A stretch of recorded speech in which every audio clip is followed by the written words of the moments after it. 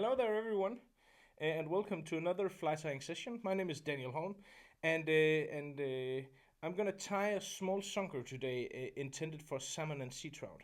So the idea here is to have a sunker fly where the rabbit strip wing here is gonna move really erratic in the water, and also where the front hackle here is made from rabbit spun into a dubbing loop. So overall, a fly that really is pulsating and moving a lot in the water. The color combination here is also an excellent one. We have some red, some sunburst yellow, some yellow, and then the finishing touch is this black front hackle made from the rabbit, which is gonna add even more contrast. It's a pattern that in general I've borrowed from one of my friends that's called Thomas Kjeldgaars. And he's catching a lot of fish on something very close to this. The color scheme is the same. I've just changed a bit regarding to the beats, and then I've added the instead of a feather hackle in front, I've added a rabbit one. So really awesome pattern. Well, let's get starting with the fly tying. So here goes. The Sunburst and Black color scheme from Thomas Kjeldgaars.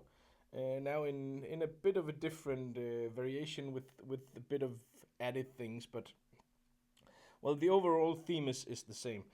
I'm gonna use Frodin's system to tie this on. That's a system that I like really much. So the first thing we need is of course a tube. I'm gonna take a black X small tube because the X small tube is what everything fits on the Frodin system.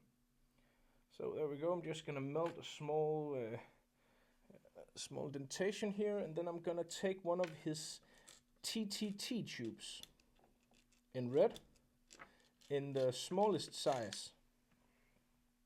This, because in Denmark we'd like to have the. Oh, I need to focus the screen. Sorry about that. For some reason, I hadn't locked the.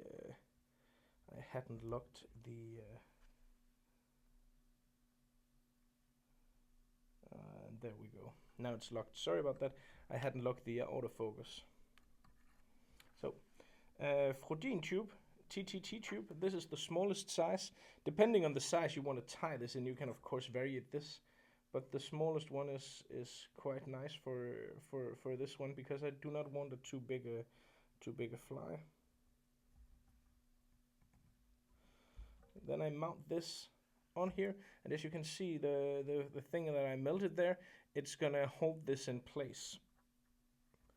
I'm gonna add this to the vise, and then the first two things we're gonna tie on here is the tail and the first of the hackles. So I'm just gonna tie this on top of the TTT tube.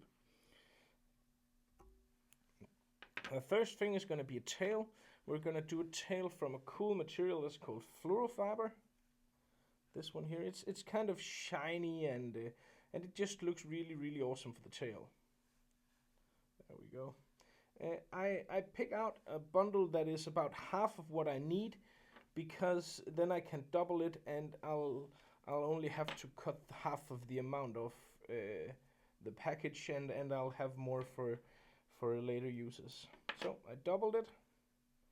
Then I'm gonna taper this.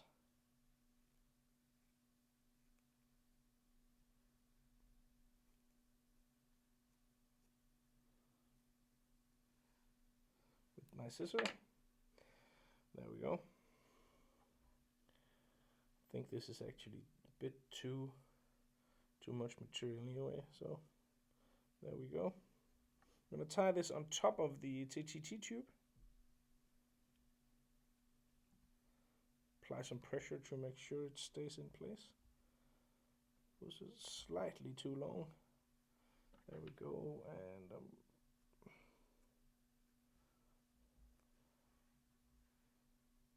and I try to fan it out so it kind of has a bit of a broader profile. I'm gonna cut the ends of this. We don't need those anymore. There we go. And then I'm gonna make a yellow hackle. And for this I'm gonna use some soft hackles. These are a 4B soft saddle, which is perfect for this. But the Met soft hackle is usable as well. Some of the the Ewing soft hackles patches are good as well. Actually, this is gonna be too long, I think. Let me just have a look at this. Oh, it seems okay. Gonna tie this down. I'm tying it down so the upper part of this is facing upwards, so it's easier for me to actually turn the hackle and get the hackle to be facing the wrong way. The natural curve of the hackle is going to be the right way. There we go.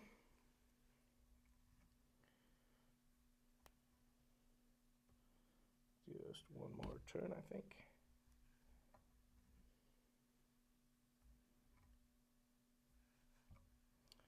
And there we go. Now I'm going to tie down the hackle using 2 turns, and I'm going to cut away the rest of the hackle that I don't need, and then I'm going to force it backwards using my tying thread. There we go. And basically what we're going to do now is going to make a whip finish, because we're going to tie the rest of the fly down onto the actual plastic tube.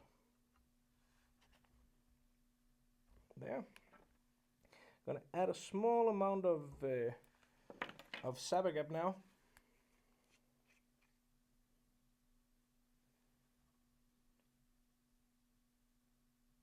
Just a really small amount here, just to make sure that it stays in place. And then we're gonna tie the sunker wing. And for this, I'm gonna use a sunburst colored sunker wing, which is a really nice color for the Danish salmon. I guess for salmon anywhere, but in particular for rivers that has a bit of a tone. So I'm gonna take off a piece of this rapid sunkered rubber strip that is about 6 or maybe 8 centimeters.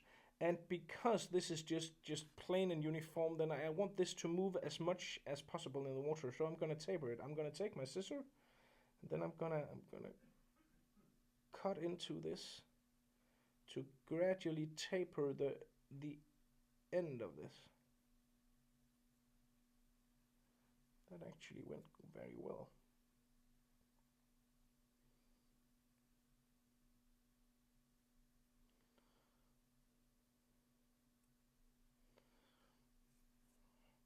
Because if you taper it, it will move even better in the water. Rabbit in its own right moves really awesome in the water, but if you taper it, it's gonna move even better. So now you see what I've done is I've tapered it. So I've cut it so that it gradually becomes thinner and thinner. Now I'm gonna take some saliva to fold my wing back. There we go. And then I'm gonna measure this out. I'm just gonna have to attach my tying thread first, of course. There we go.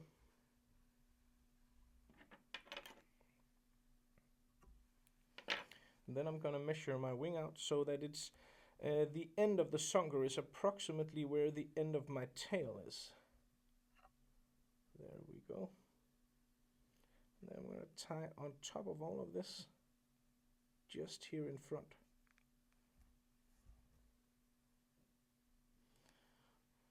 There we go.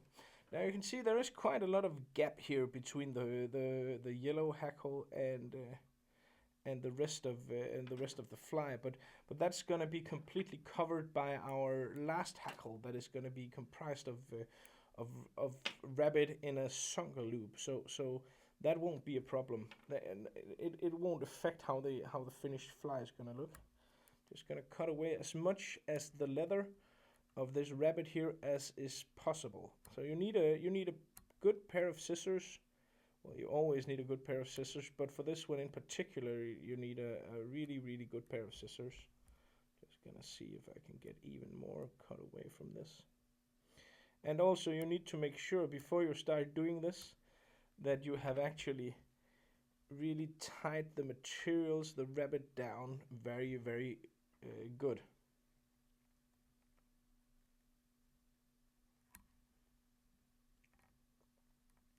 Again, as much as is humanly possible. There we go. It looks nice and sharp.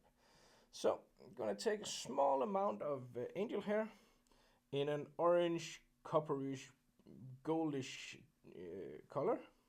I can't recall what exactly color this is, but you can see that in the material list on the web shop.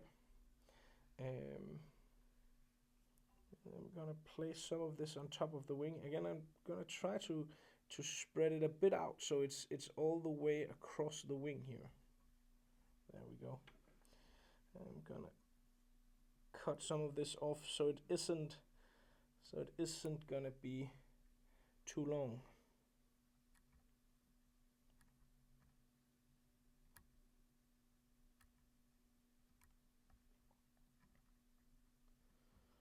Again, cutting away as cleanly as possible. And I'm gonna make a dubbing loop, and that is the most difficult part of this fly.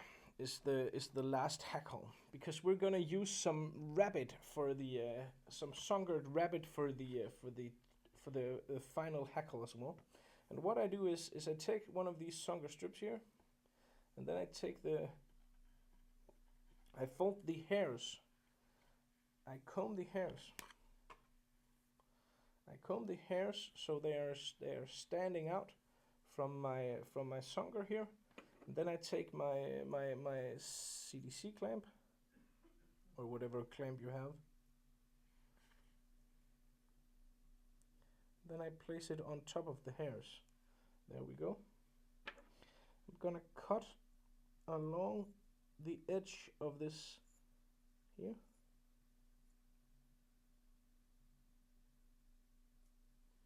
There we go. So now I have a lot of rabbit hairs that are caught inside my dubbing tool. And what I need now is to adjust the length of these by moving them. And what I want here is I want the right length, and that's the most tricky part here, because you have to account the broadness of this as well. And then you have to basically decide how long you want your hackle. I want mine shorter than this, so I'm just going to move them a bit further up here. Think about this is the correct length for this size of fly. And then I'm going to take my scissor, and then I'm going to cut away.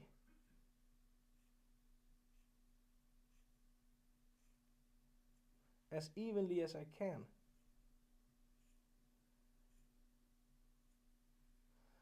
You see? So now I have, this is the full length of the hackle, because a lot of this is going to be covered inside the dubbing loop.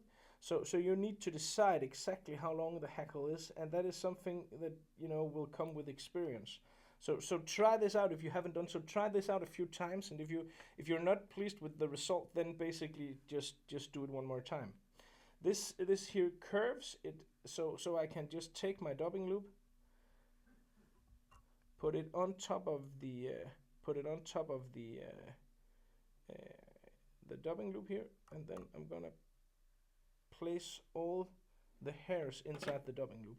Then I'm gonna take the hairs and gonna gradually move them farther up towards the actual fly. But what I need to do is, because there's too much sticking out on one side, so what I need to do is very, very carefully push it with the finger until it is as close to the dubbing loop as possible. Because if there is too much of the ends that I've cut that is sticking out, if that's too long, then it's going to be really, really woolly dubbing loop, and we don't want that. So as you can see, now I have almost nothing on this side here, and that's perfect. The closer to nothing you get here, the better. This was really, really good. So then I'm gonna take my dubbing reel, attach it to the dubbing loop. Some of this just moved a bit. There we go. And then I'm gonna spin this. And this gives me a really nice dubbing loop here. And as you can see, the core of this is not that dense because I took a lot of care to actually remove and move the hackle or the hair. So my core here is really fine and looking good. And that is because I took the care to not get too much on the other side. Take a bit of saliva while I turn this, and then making sure I turn this on top of where I tied down the sunger strip, so as not to get a too elongated fly here. There we go.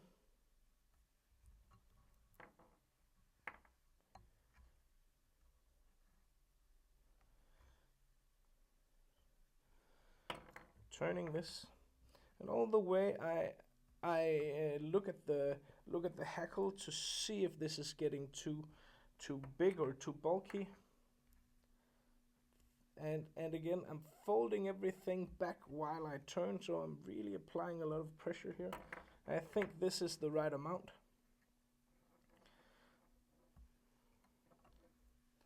I'm gonna hold everything back, and then I'm gonna tie this down right there. There we go.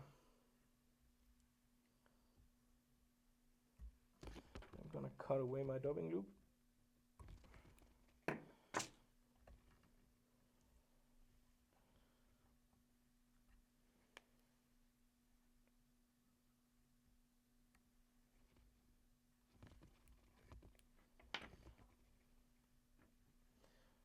Gonna apply some pressure to push it back. Turn my vise so I can get this as clean cut off as possible.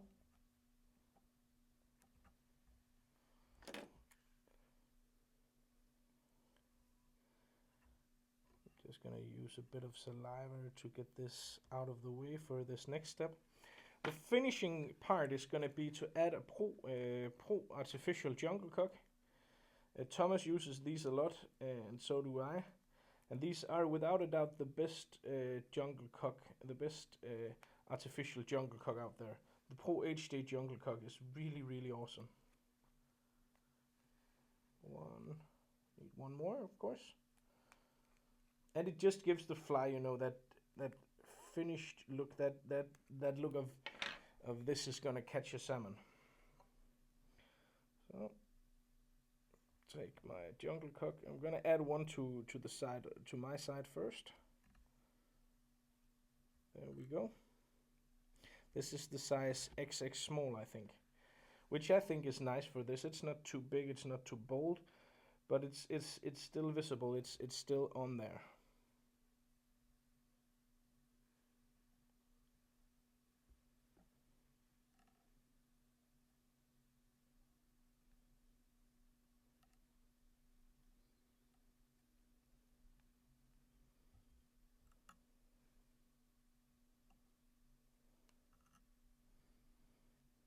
There we go.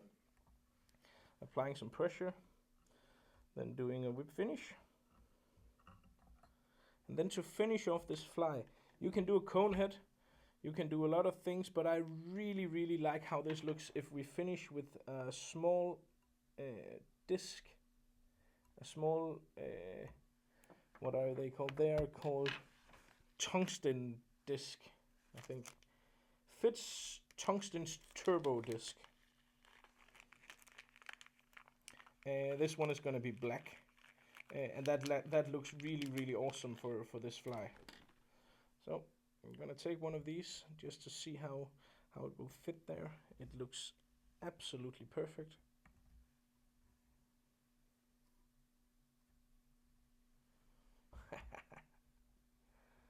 So there we go.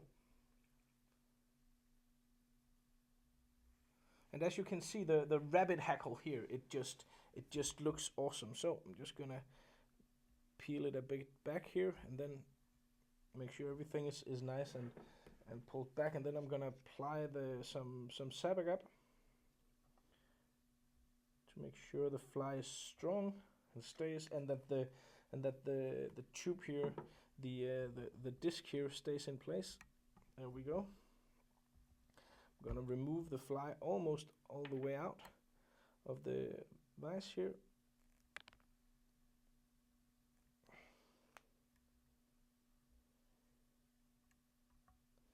And then finally I'm gonna melt down the tube and then pull it through.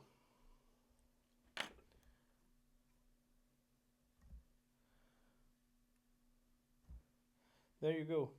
The Sunburst and Black, which is a really awesome fly, and I'm sure this fly would be really well for the early season, but also for the summertime and the lower water conditions. And of course, you can tie this in.